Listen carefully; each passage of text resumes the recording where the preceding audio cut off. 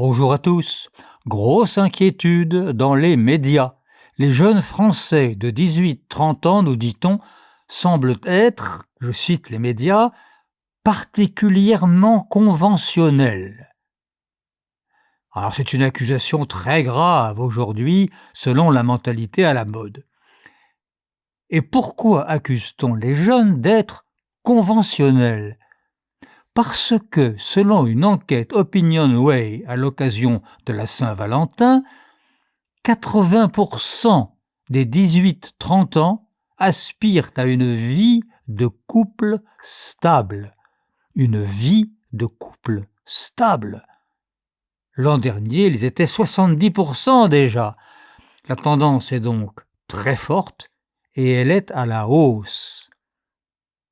Alors pourquoi cette demande de stabilité ?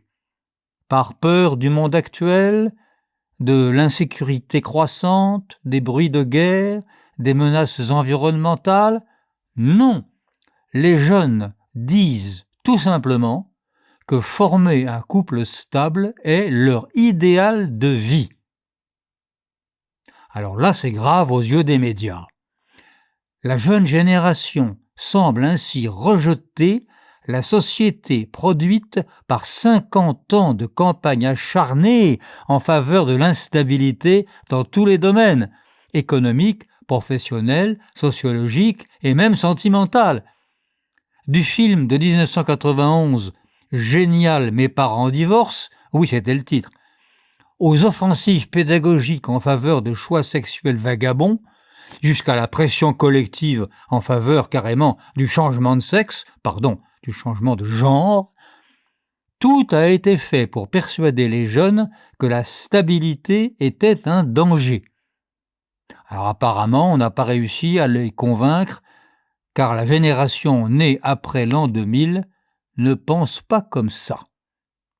Une sexologue s'en afflige et constate, je la cite, que les jeunes de la génération 2000 sont, dit-elle, très pragmatiques.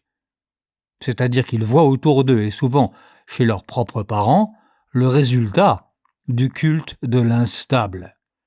Et du coup, ils se tournent vers la façon de vivre de leurs grands-parents. Cet instinct de conservation de la part des jeunes étonne les médias.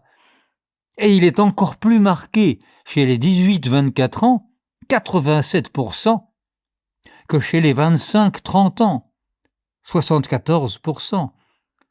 Plus on est jeune en ce moment, et plus on a envie de stabilité. Entendons-nous bien, ces jeunes qui veulent vivre en couple stable ne pensent pas au mariage traditionnel à l'église, ni même à la mairie. Dans ce domaine, le matraquage sociologique et psychologique des dernières décennies a eu de l'efficacité. Il a su convaincre le public de ne pas se soucier des institutions, quelles qu'elles soient.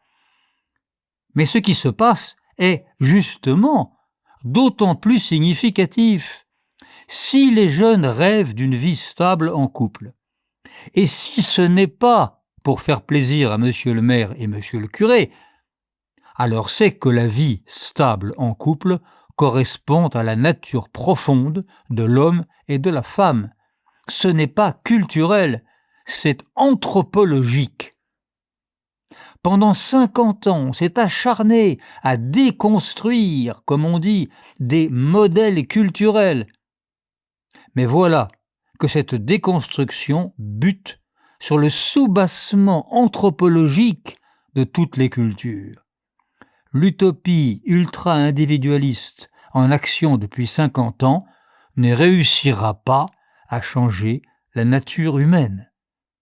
Les utopies totalitaires du XXe siècle avaient essayé, sans succès. À la semaine prochaine.